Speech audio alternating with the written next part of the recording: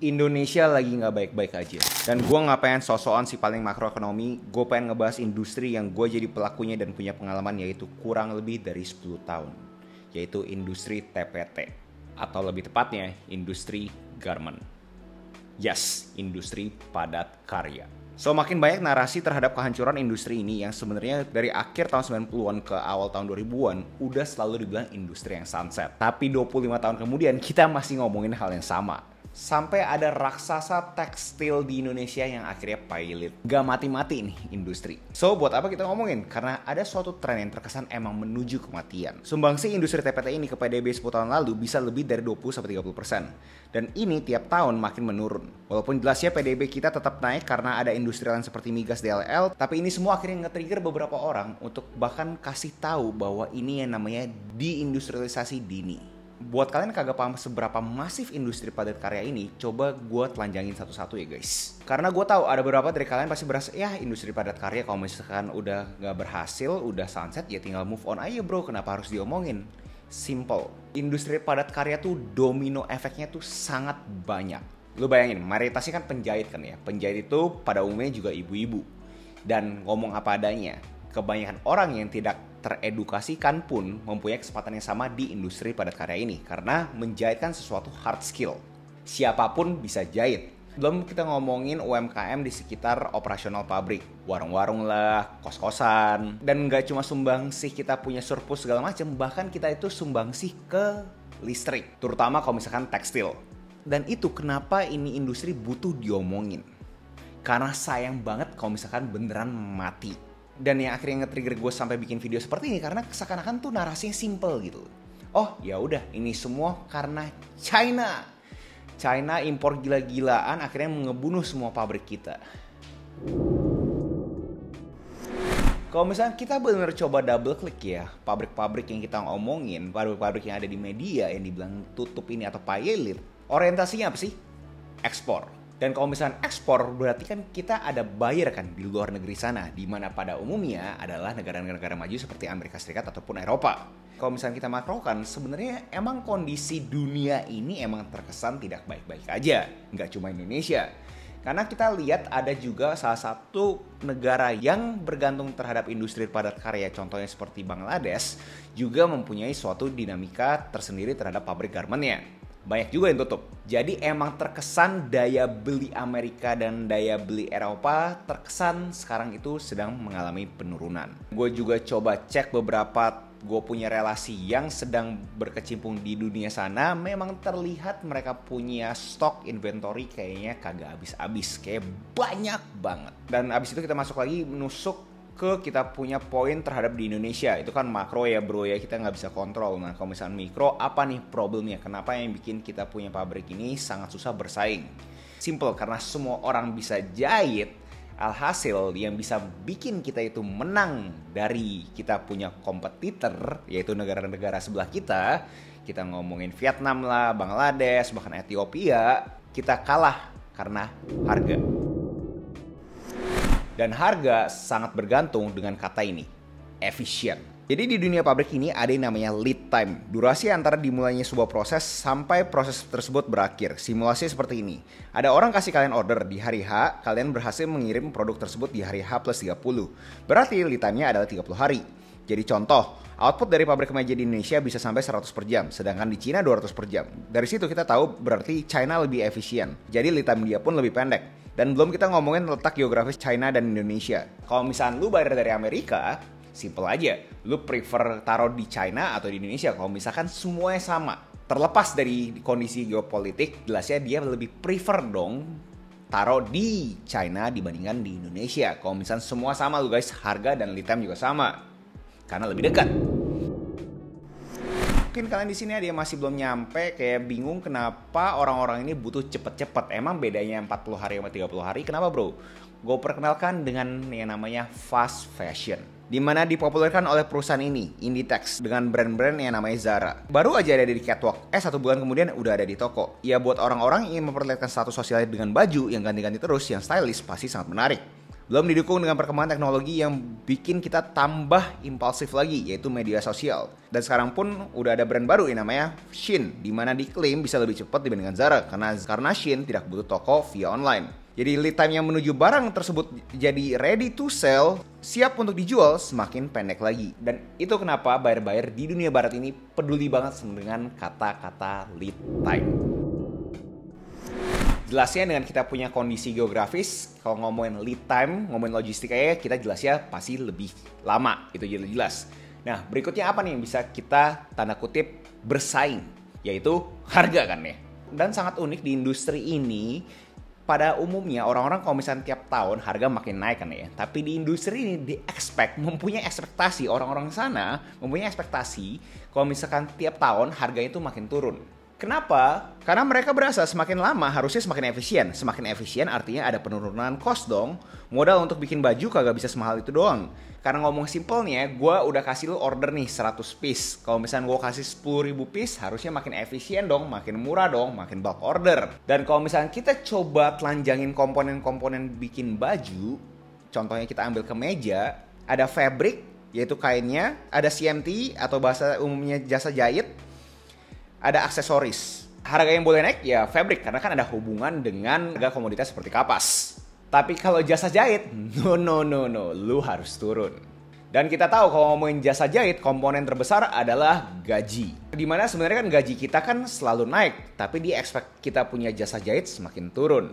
Karena kalau misalnya kagak turun, ya udah, nggak apa-apa Gus. Kalau lu nggak bisa ketemu sama harganya gue bakal cari negara yang bisa memenuhi gue punya target price. So kalau misalnya dibilang karena bahan bakunya itu mahal segala macam, kurang tepat juga. Karena pada umumnya juga buyer-buyer yang pintar, yang ordernya udah gede, mereka itu kagak pengen place ordernya dengan bahannya.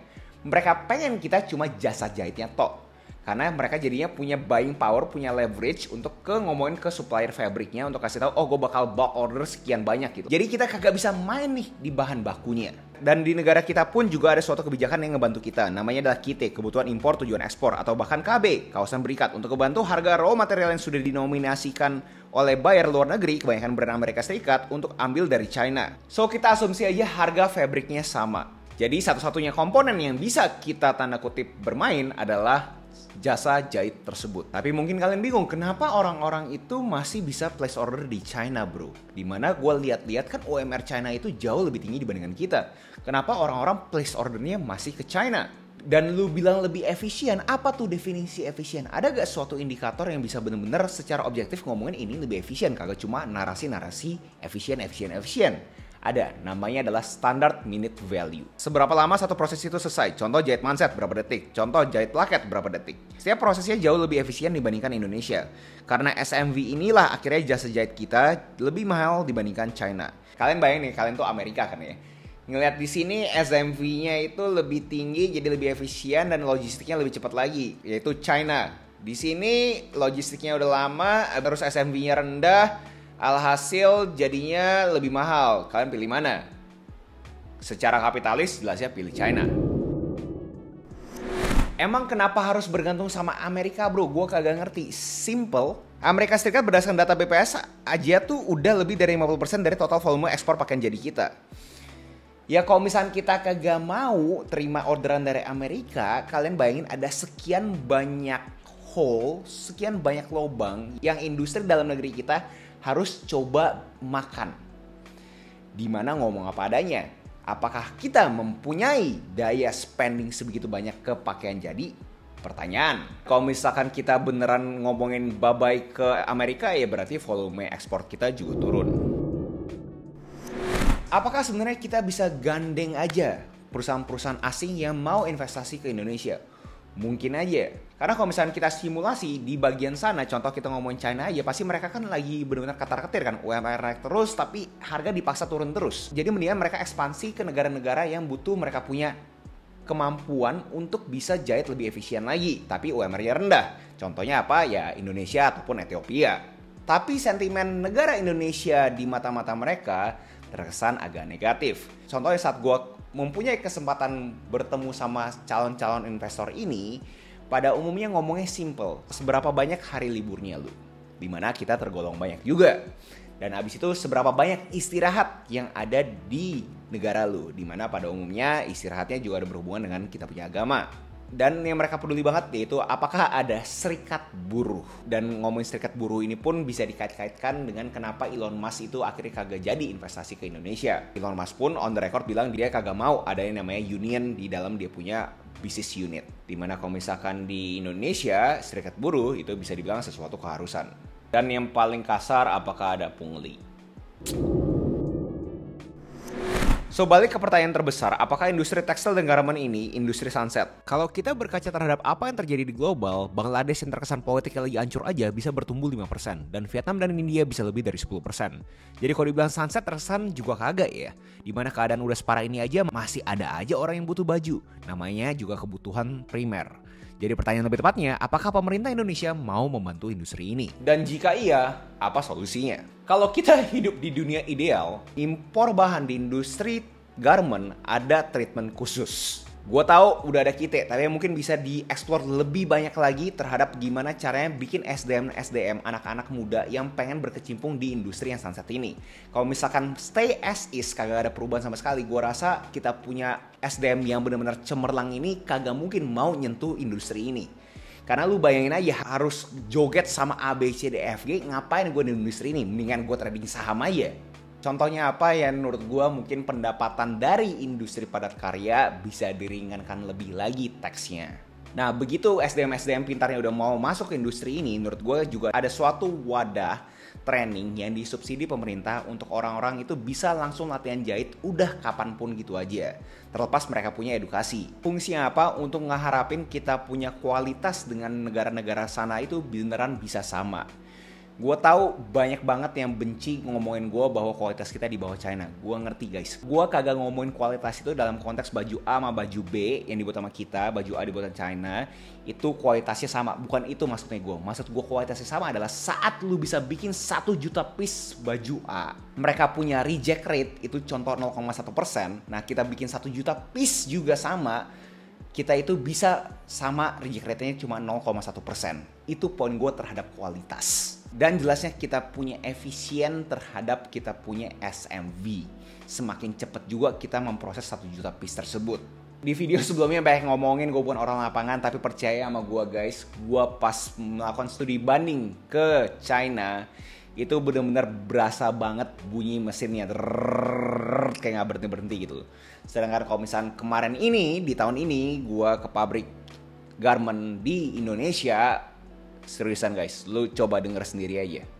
Lalu dari sana menurut gue ideal banget kalau misalnya kita bisa efisiensi logistik ekspornya juga, kagak cuma impor. Jadi alhasil kita punya lead time makin pendek lagi, dan akhirnya harga FOB kita bisa bersaing dengan negara-negara lainnya.